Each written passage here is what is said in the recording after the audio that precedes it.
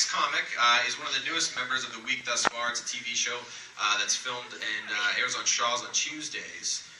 I'm going to go ahead and say he's a good friend of mine. I had to think about it, though, because he used to bang my cousin. So, everybody, let's get ready to welcome up Chad Anderson, everybody. Chad Anderson.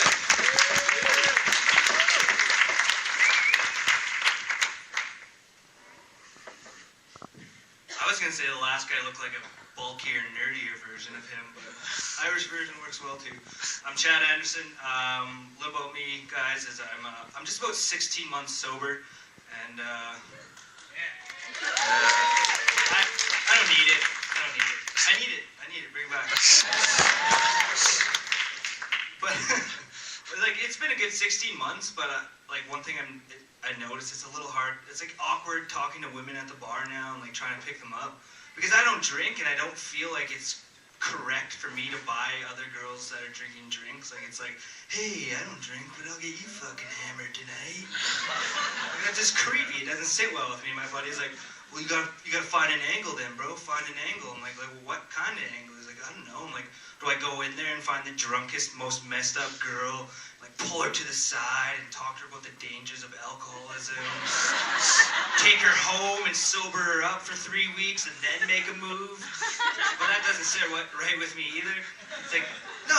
He's like, just make something up. I'm like, all right. So like, tell them like it's some really bad story why I don't drink. Like, hey, yeah, I was in a horrible ski accident in the 80s. Liver, ski went right through. Skiing's still cool, right? But lying doesn't sit well with me either. So my buddy's like, just tell the truth, man. Just tell them the truth. I'm like, yeah, because that always works. Like, hey, I'm Chad. I'm a struggling comedian. I don't have a job. I don't have my grade 12. I live in a bachelor apartment. I also have a really bad allergy to alcohol. Yeah, every time I drink it, I break out with cocaine and ecstasy. Come check out my place. Being sober has its advantages, though. Like, I like to give back to the community. Like, I had a couple opportunities to go speak to the kids about the dangers of drug addiction, and which was kind of weird for me, because I went to this high school and I talked to this classroom of like the worst kids in school. They needed to talk, you know, and like, I just felt it was weird, because every time that we had that talk in my school, I was always in the bush getting high for that period. And so, not only was it their first time hearing the drug talk, but it was also my first time as well. Which made it really awkward, because I was making the shit up as I went along. I think I really saved some lives that day, though. It was weird, like, trying to decide when, like, to get sober. Like, all my friends were like, hey, yeah, like, you need help, man. Like, I'm like, rehab? Like, that's super embarrassing. And they're like, I'm pretty sure everyone already knows, Chad. I'm like, I know, but, like, that's really embarrassing, you know? Like, Chad, you've been wearing the same sweatpants and sweatshirt for the last 2 months. Like, I don't know, guys. That's still pretty embarrassing. Like, you just stole 2 cans of ravioli from Shoppers Drug Mart to feed yourself, bro. Like, enough is enough. And then so, you know what? I went to rehab, and I've been sober for 16 months, and now people always ask me, like, how did you know? How did you know you had a problem? Like, well, I didn't know, but some people told me I did, so I trusted their judgment,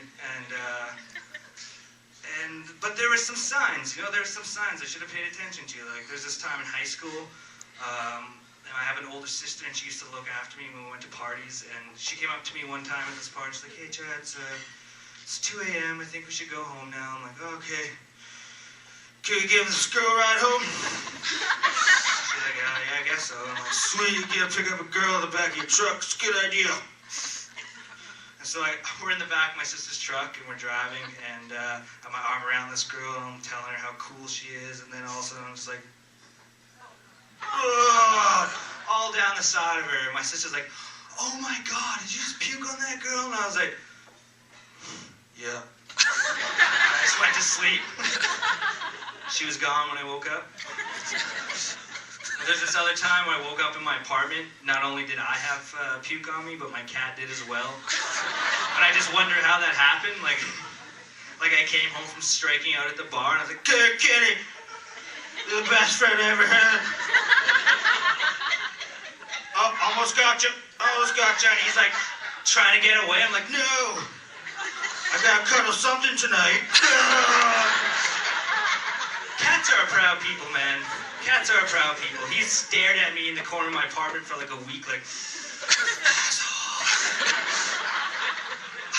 I'll leave you with this. I recently got to travel to do some stand-up comedy, and I flew up north to my hometown. I'm from 6 hours north, and I flew up north. And when you fly up north, you don't fly in a huge aircraft. It's like a small aircraft. So they let you choose what seat you want to sit in. So I choose the emergency exit because it's got like the extra leg room. And the stewardess comes up to me before we take off. She's like, oh, she explains, like, you're in the emergency exit.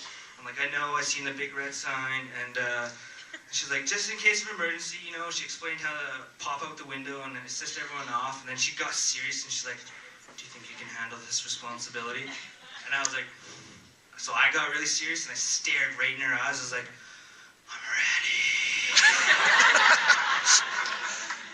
Let's bring this motherfucker down. And then I took the bus home.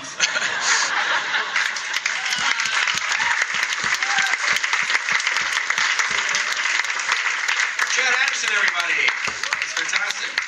Interesting how when he got cleaned in soaps, stopped banging my cousin. Basically just this, but with long blonde hair and a sundress. So, good for him.